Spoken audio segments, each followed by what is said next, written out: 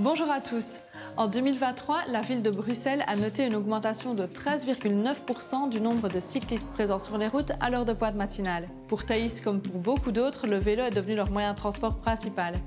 Vis ma vie de cycliste au quotidien, c'est tout de suite dans Contact.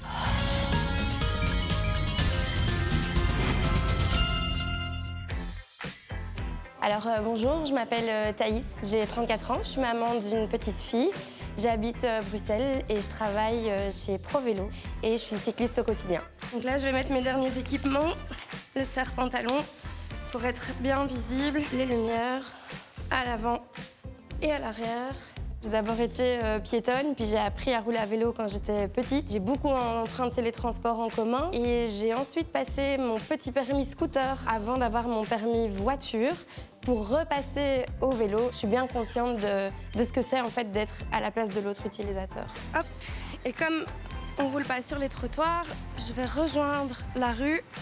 Je pense que le rapport des automobilistes par rapport aux cyclistes évolue, change. Forcément, un aménagement cyclable amène de plus en plus de cyclistes et donc de plus en plus de visibilité. Bruxelles deviendrait donc une ville cyclable, même si les infrastructures sont encore loin de ressembler à celles de nos voisins néerlandais. Là, on arrive dans une rue cyclable qu'on appelle désormais zone cyclable. Et une rue cyclable, c'est une zone où le vélo a la totale priorité. Une voiture ne peut dépasser un cycliste dans une zone cyclable et ne peut pas rouler au-delà de 30 km/h. Si je suis dans une rue où je suis prioritaire, s'il y a une priorité de droite, évidemment, je dois la laisser. Je pense que c'est très important de connaître le code de la route quand on est cycliste. Ça permet en fait d'appréhender les dangers des autres usagers, de se faire confiance aussi, de s'imposer tout simplement dans le trafic. Et là, j'ai un petit embout pour m'insérer. Je vais bien sûr laisser passer les voitures vu que j'ai pas la priorité.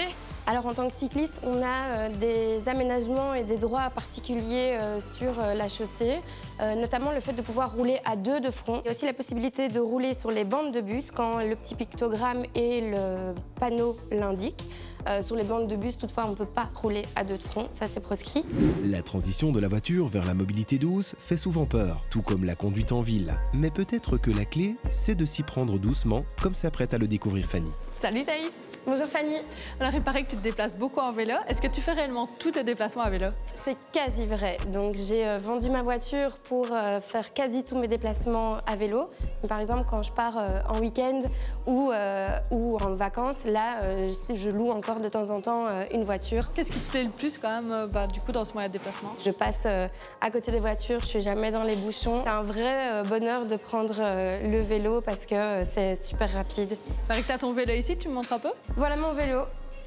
Mais écoute, je vois que tu as rajouté un dispositif ici. Tu peux m'expliquer un peu à quoi il sert? Donc j'ai rajouté une sorte de cage pour protéger ma petite quand je roule à vélo dans la ville. Pour toi, tu dirais que la clé, au final, pour être à l'aise assez rapidement, c'est vraiment la pratique et le petit à petit? Oui, tout à fait. Prendre confiance en soi en se formant, en s'équipant, y aller petit à petit et se dire qu'en fait, on va y arriver et que c'est tout à fait faisable et à la portée de tout le monde. Selon une étude de l'Observatoire du vélo en région de Bruxelles-Capitale réalisée en 2022, 32% des répondants ont eu au moins un accident à vélo lors des 2 dernières années. Dans 50% des cas, une voiture était impliquée dans l'accident. En cas de chute isolée, les rails du tram constituent un facteur majeur. C'est toujours important de bien communiquer, de s'informer. On est dans une ville avec plein d'usagers différents.